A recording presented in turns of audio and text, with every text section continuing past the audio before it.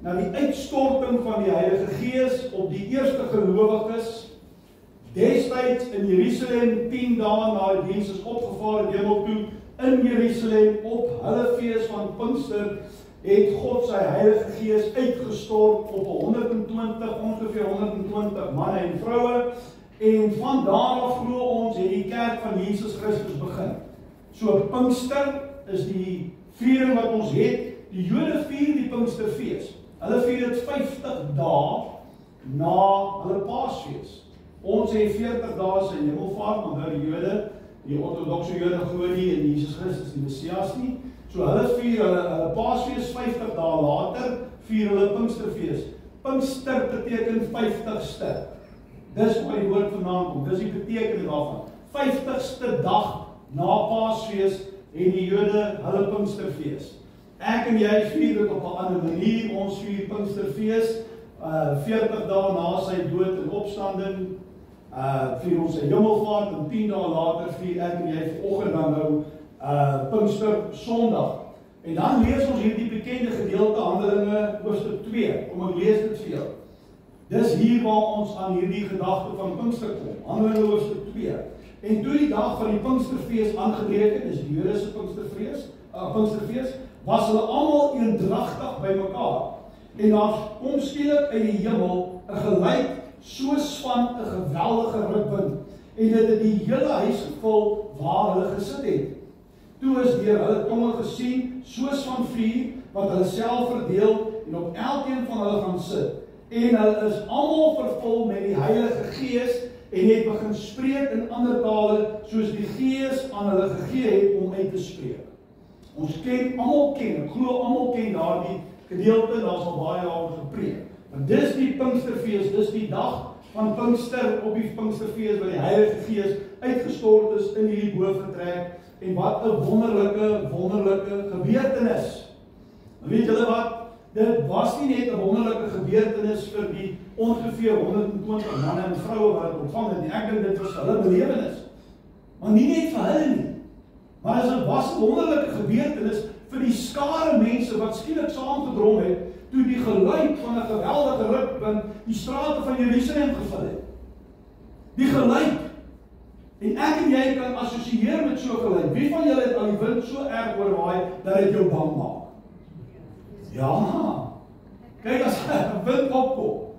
Ouens, en hy kom ruk en klik aan takke en dakke en ja, dan voel jy skielik. So ons kan identifiseer met hierdie geluid van 'n geweldige rukwind en 'n skare mense storm saam om te kom kyk wat is aan die gang. En die wonder vir hulle is in hulle eie taal. Hoor hulle die evangelie van Jesus Christus. Soos wat ek en jy, dat hy die Messias is, dat hy gekom het, dat hy gesterf het, dat hy opgestaan het. En hy hoor hoe hierdie 120 manne en vroue, hoor hulle hoe hulle God verheerlik en die evangelie in hulle taal. Dit was vir hierdie bystanders 'n wonderlike ervaring. Hulle was selfs verbaas daaroor, gaan nou ietsie daaroor sê. En dan is dit 'n wonderlike ervaring vir alle gelowiges, alle mense wat gelowig sou word in die eeuwe wat sou kom, wat jou en my insluit.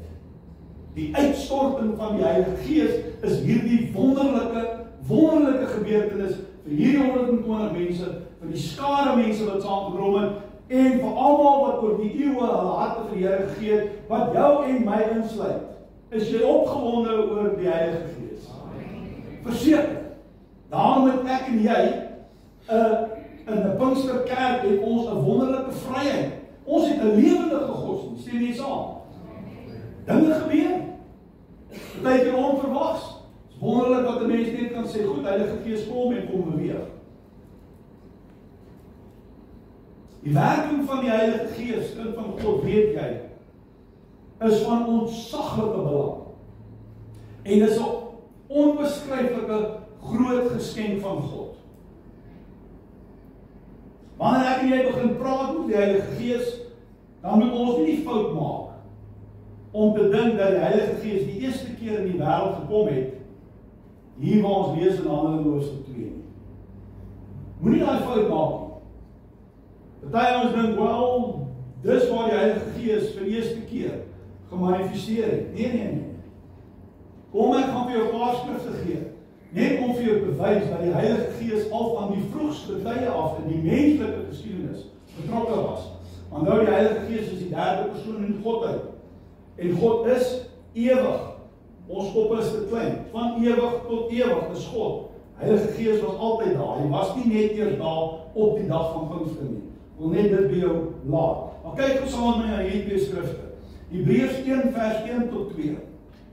Nadat God baie keer en op baie maniere in die ou tyd gespreek het en tot die vaders deur die profete, dis God die Vader, het hy in hierdie laaste dae tot ons gespreek deur die Seun, dis Jesus Christus, wat hy, dis God die Vader, as erfgenaam van alles aangestel het, deur wie hy, God die Vader, die wêreld gemaak het.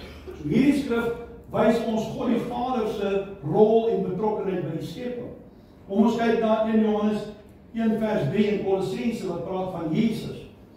1 Johannes 1, in die begin was die woord en die woord was by God en die woord was God. Hy was in die begin by God. Alle dinge is Jesus, het deur hom ontstaan en sonder hom het nie een ding ontstaan wat ontstaan het nie. Jesus se aandeel en rol in die skepping. Dan kom ons by Psalm 104 vers 30 en Job 33 vers 4. Hoor nou hier. En dis die punt wat ek wil maak. Psalm 104 vers 30. U stuur u Gees uit, dis die Heilige Gees. Hulle word geskape. U maak die gelaat van die aarde nie. Die rol van die Heilige Gees by die skepping. En dan Job 33 vers 4. Die Gees van God het my geskape en die asem van die Almagtige gemaak my lewend. Net om vir jou te wys dat die Heilige Gees nie vir die eerste keer eers 'n rol speel nie, maar reg van die vroegste tye af. Het jy hom? Goed.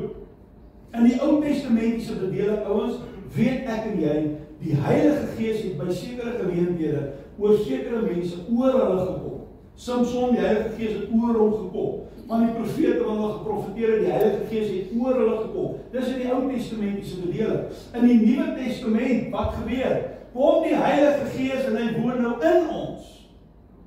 Daar's 'n verskil tussen oor ons en in ons. Jy bly met raak sien. Tydens wedergeboorte, dan kom woon die Heilige Gees in ons en die Heilige Gees wederbaar ons gees en maak ons nuut en ons word weergebore. Die bewys dat ons aan God behoort. Hoe bewys jy dat jy aan God behoort? Die Heilige Gees. Dis jou bewys. 2 Korintiërs 1 vers 21. Maar hy wat ons saam met julle bevestig in Christus en ons gesalf het is God, wat ons ook verseël het en die Gees as onderpand in ons harte gegee het. En daar's 2 ander skrifte wat jy kan gaan bylees. Die Heilige Gees is die onderpand. Ouens, ons maak dit maklik in ons term. Soos 'n verloofring aan 'n meisie se vinger. Aandui dat sy aan 'n sekere jong man behoort. So is die Heilige Gees in ons, die bewys dat ons aan God behoort. Nee, want jy harder om sê as dit. Weet nie aan wie jy behoort nie. Dis die bewys. En dis ook die bewys, die onderpand. Die, kan ons nou so sê, die deposito wat neergesit is vir jou en my se ewige heerlikheid. Dis een van die rolle van die Heilige Gees. Wonderlik om so daaraan te dink. Die uitstorting van die Heilige Gees is die vervulling van profesie. Toe die skare mense saamgedrom het en nie aanvanklik nie geweet het wat die aangaan nie, toe sê 'n klomp van hulle maar hierdie mense is dronk. Wil jy as die skrif gaan lees, die verhaal gaan lees. En toe kom Petrus en hy staan op en hy gryp hierdie geleentheid aan. Kyk, toe vat hy 'n gap. Toe daar 'n klomp mense by mekaar is, toe vat Petrus 'n gaaf en hy sê nou preek ek vir die ouens. En hy preek vir hulle en hy sê vir hulle luister, dit wat julle hierdie mense is nie dronk nie, maar dit wat julle nou hier sien is die vervulling van profesie, geprofeteer deur die profeet Joël. En hy lê die skrif hulle uit. So die eerste plek is dit die vervulling van profesie. Tweedens het Jesus dit ook beloof. Hierdie gebeurtenis, Jesus het vooraf gesê, dit gaan gebeur. Kom ek gee vir daai skrif, Lukas 24 vers 49. Jesus sê, en kyk, ek stuur die belofte van my Vader op julle. Die Here het lankal, God die Vader het lankal in sy plan gehad, dat hy die Heilige Gees sou uitgiet op die mensdom. Hulle weer hom glo, né? En Jesus glo. So, ek stuur julle die belofte, maar julle moet in die stad Jerusalem bly, sodat julle toegerus kan word met krag uit die hoogte. Jesus het dit vooraf gesê. Johannes 16 vers 7. Maar ek sê vir julle die waarheid. Dit is vir julle voordelig dat ek weggaan. Hy praat met sy disippels, hy sê vir hulle wat gaan gebeur. Want as ek nie weggaan nie, sal die trooster nie na julle toe kom nie. Maar wanneer ek weggaan, sal ek die trooster na julle toe stuur. Hy sê dit vir hulle voor die tyd. Maar as die trooster gekom het, wat ek vir julle van die Vader stuur, die Gees van die waarheid, wat van die Vader uitgaan, sal hy van my getuig. Net vir 'n oomblik, hier is een van die bedieninge van die Heilige Gees, dat die Heilige Gees getuig altyd van Jesus. Wonderlik. So hier is die skrif, hy wanneer hy kom, sal hy van my getuig. So wanneer die Gees ryklik in jou woon, sal jy altyd geïnspireerd wees om God te verheerlik. Want die Heilige Gees in jou wil van God getuig en wil hom verheerlik. Goed, dan Johannes 14 vers 26, ek lees jou baie skriffies, maar ek gaan nou dit net saamvat, maar volg. Dis waaroor hierdie dag gaan. Johannes 14, 26, maar die trooster, die Heilige Gees, wat die Vader in my naam sal stuur, hy sal julle hoor nou. Alles leer. Alles wat jy as kind van God moet weet, sal die Heilige Gees julle leer. En tweede bediening, hy sal julle herinner aan alles wat ek gesê het. Die Heilige Gees sal ons leer en herinner. So hier sien ons twee redes hoekom ek en jy die Heilige Gees en die inwoning en daaglikse versterking van die Heilige Gees nodig het, dat die Heilige Gees, kind van God, jou en my kan leer alles wat ons moet weet, en kan herinner aan hoe ons moet leef in werking van die Heilige Gees. Jesus sou opvaar hemel toe. Sy disippels het saam met hom gewandel. Hy het hulle persoonlik on the job training. Maar nou gaan hy hemel toe. Wie gaan nou hierdie leerwerk oorneem? Die Heilige Gees. Lukas 24 vers 49 kry ons nog 'n rede, en vir my is dit eintlik die belangrikste rede vir die uitstorting van die Heilige Gees. Hy sê, en kyk, ek stuur die belofte van my Vader op julle. Daar's 'n rede. Daar's 'n gebeurtenis. Hier is die rede. Maar julle moet in die stad Jerusalem bly totdat julle toegerus is met krag uit die hoogte. Die Heilige Gees kom. Dis 'n belofte, maar hier is die doel. Krag uit die hoogte. Dis waaroor dit gaan. So die uitstorting van die Heilige Gees het met kragaandoening te maak.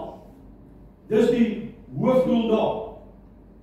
Ouens, as Jesus as mens die krag van die Heilige Gees nodig gehad het, hoeveel te meer ek en jy?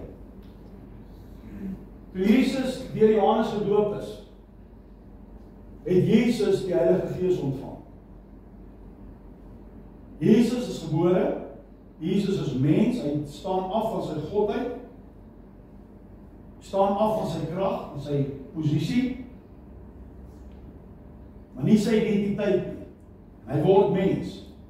En ergens in Jesus se lewe het hy 'n ontmoeting met die Heilige Gees nodig gehad. Waar het daai ontmoeting plaasgevind? Kom ek lees dit vir jou. Lukas 3 vers 21. En toe die hele volk gedoop en Jesus ook gedoop is, en hy besig was om te bid, het die hemel oopgegaan en die Heilige Gees het in liggaamlike gedaante soos 'n duif op hom neergedaal. En daar het 'n stem uit die hemel gekom wat gesê het, U is my geliefde seun, en U het ek 'n welbehaag. Toe ek dit lees, toe spring hierdie stukkie vir my uit. En toe die hele volk gedoop is, en Jesus ook gedoop is, en dis Jesus, en hy besig was om te bid. Toe Jesus het in die Jordaanrivier, in die oomblik van doop, was hy besig om te bid. In daai oomblik kom die Heilige Gees, die gedaante van 'n duif, soos 'n duif, daarop hom neer. Jesus, terwyl hy vir jou en my die voorbeeld stel van die doop, ontvang Jesus as mens die krag van die Heilige Gees. Nou moet jy volg. Hier is nog iets wat hieruit kom. Lukas 4 vers 1 sê die volgende. Dis nou na die doop. Sê hy, en Jesus het vol van die Heilige Gees teruggekeer van die Jordaan af. Na sy doop, nadat hy die ontmoeting gehad met die Heilige Gees, het Jesus vol van die Heilige Gees teruggekeer van die Jordaan af en is deur die Gees in die woestyn ingelei. Waar ek en jy weet, hy vir 40 dae versoek is deur die duiwel. So Jesus as mens ontvang die Heilige Gees by sy doop. Daarna is hy vol van die Heilige Gees. Hier is nog 'n skrifgie nadat hy uit die woestyn uitgekom het. In vers 14 lees ons van hoofstuk 4, en Jesus het in die krag van die Gees na Galilea teruggekeer. Verstaan jy dat Jesus is nou aangedoen met die krag van die Heilige Gees? Daarom, alhoewel hy God was, het Jesus die krag van die Heilige Gees nodig gehad om bonatuurlike werke te doen. Jesus kon in homself as mens, kon hy nie wonderwerke doen. Die Heilige Gees, jy moet dit die konteks verstaan, die Heilige Gees wat op hom neergedaal het by die doop, waar hy nou vol van die Heilige Gees Die Heilige Gees het Jesus in staat gestel, en ek wil eintlik so ver om te sê, permissie gegee om wonderwerke te doen. Die Gees van God in hom as mens. Dis hoe Jesus wonderwerke doen. Nou sê ek weer, as Jesus as mens die werking van die Heilige Gees, die ontvang en die inwerking en die volheid van die Heilige Gees en die krag van die Heilige Gees so nodig gehad het om wonderwerke te doen hier op aarde, hoeveel te meer ek en jy, mens, het ons die krag, werking van die Heilige Gees in ons nodig. So Jesus ontvang as mens, hy stel 'n voorbeeld in die doop, hy stel 'n voorbeeld in die ontvangs van die Heilige Gees vir jou en my.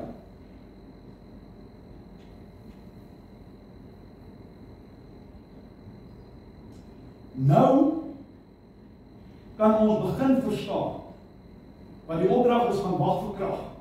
Nou kan ons begin verstaan wat God se plan is. Nou verstaan ons, daar's Jesus kom, sterf, word begrawe, hy staan op, hy vaar weg, hy vaar hemel toe. Nou moet iets gebeur. Nou as ons die puzzelstukkies bymekaar sit, begin ons die prentjie vorm. Lees ons saam met my net Lukas 24. Jesus praat hier met sy disippels en hy verduidelik nou vir hulle, hy lê nou vir hulle verder uit God se plan.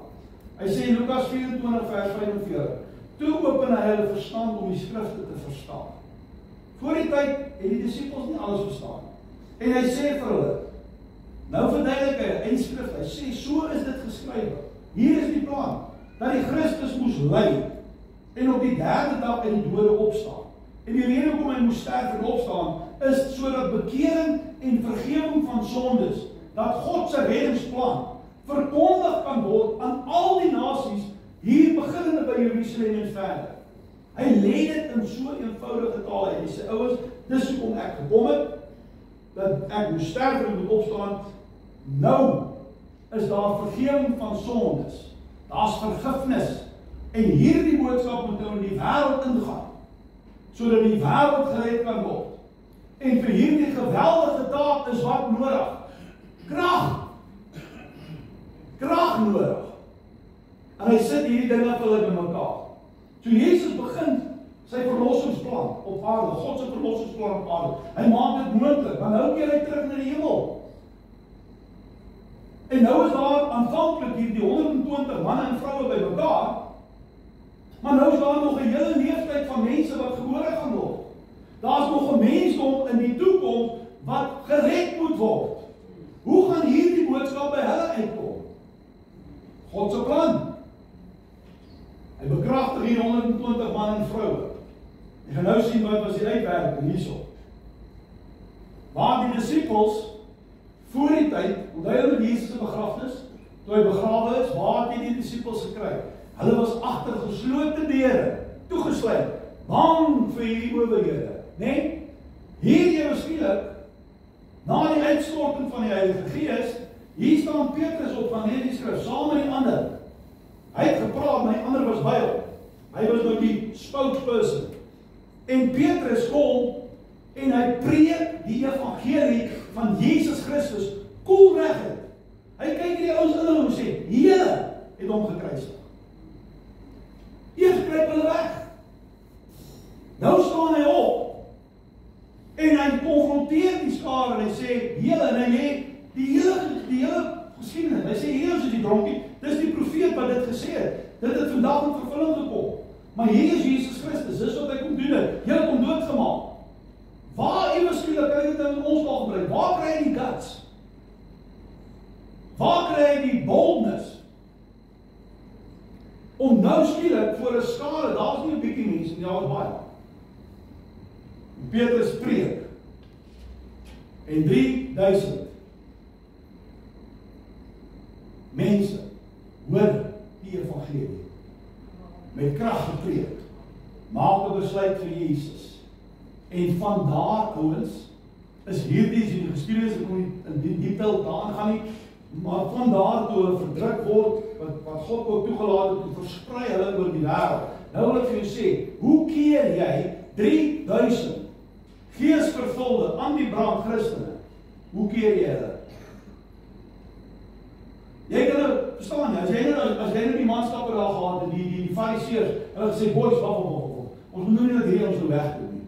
Gryp jy nou hierdie 10 en jy gryp daai 10 en jy gryp, verstaan jy, daar's 3000, hulle versprei oor die wêreld en hulle gaan verkondig die evangelie van Jesus Christus en alles het gebeur met die uitstorting van die Heilige Gees. God se plan, sien jy die plan? Dit is net weer mooi om daarna te kyk, en ek dink jy ken dit, maar ek moet dit net, dis wat ons vier, dis die Pinkstersondag. En ons wil deur hierdie maand bekom, ons moet praat oor die Heilige Gees, ouens, daar's soveel ander dinge, die bekragtiging, die spreek in tale wat ons vanmiddag gaan oorgesels, nooi jou uit om 4 uur hier te wees, as jy wonder oor die spreek in tale, die doop met die Heilige Gees, maar daar's genadegawes van die Heilige Gees, daar's werkinge, daar's soveel bedieninge, wat die Heilige Gees vir die Here sê, joh, ek gaan my kind toerus, vir homself, om hom te versterk, om haar te versterk, maar ook om 'n kragtige getuie van my te wees. Ons het die Heilige Gees nodig. En nie net een keer nie, elke dag. Elke dag kan jy opstaan en jy kan sê, Heilige Gees, dankie dat jy my weer eens vul vandag. Ons gebruik maar daai taal. Moenie nou teologies raak, maar ons moet probeer uitvind en sê, ja, maar jy is gevul met die Heilige Gees, hoe kan jy weer gevul wees? Nou, jy moet dit in ons prakties sien. Almal probeer teologie snaaks wees. Ons het daaglikse invulling nodig. Ons verstaan wat ons daarby bedoel. Ek het die Heilige Gees ontvang by wedergeboorte. En dan is daar 'n tweede belewenis, waarin ek gedoop word met die Heilige Gees en aangedoen word met krag uit die hoogte. En die algemene bewys daarvan wat ek in die skrif vanmiddag gaan verduidelik, is die spreuke in tale. Daar's 4 tipes tale spraak. Dit gaan ek vir jou verduidelik. Maar daarna elke dag wat ek wandel met die Here, ek sê, Here, Heilige Gees, vul my net weer vandag. U gaan my in posisie bring met iemand. Ek moet getuig. Ek moet hier aanmoedig wees. Ek moet hier vriendelik wees. Hier is genesing nodig. Hier het ek 'n woord van openbaring nodig. Hier moet ek vir iemand 'n profesie gee. Hoe doen jy dit as jy net jou dag begin in die jaar kom? Jy sê net donder van tandespat. Want jy moet by die werk kom. Ons kan elke dag gevul word.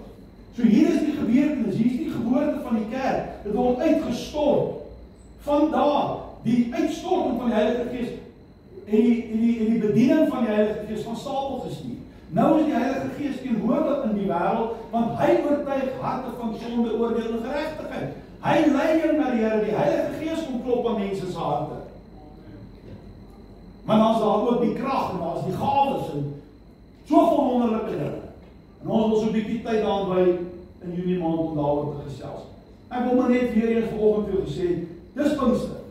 Dis die Pinksterfees, dis die dag waarop die Heilige Gees, dis wat die Here gesê het, hier is my plan. Ek kry 'n klompie disippels, en dan gaan ek hulle leer, en Jesus kom en hy doen wonderwerke, mense glo, en dan sterf hy, staan hy op, vaar hy hemel toe, nou moet hier iets aangaan. En God het van die begin af die belofte, hy sê, ek gaan die belofte stuur. Weer daar's 'n belofte, daar's mense wat krag nodig het. En hy vul hierdie mense, en sonder die Heilige Gees uitstorting, ouens, het die kerk nooit kos gevra.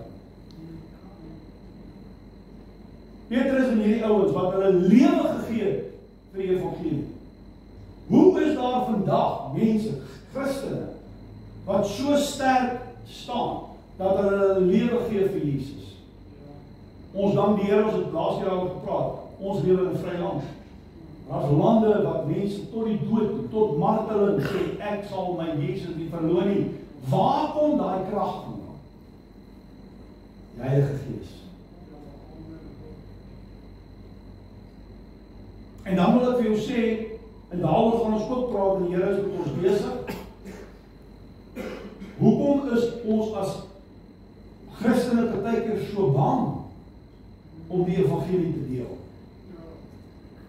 Ouers, kan ek dit nou net in die konteks menslik uitdruk.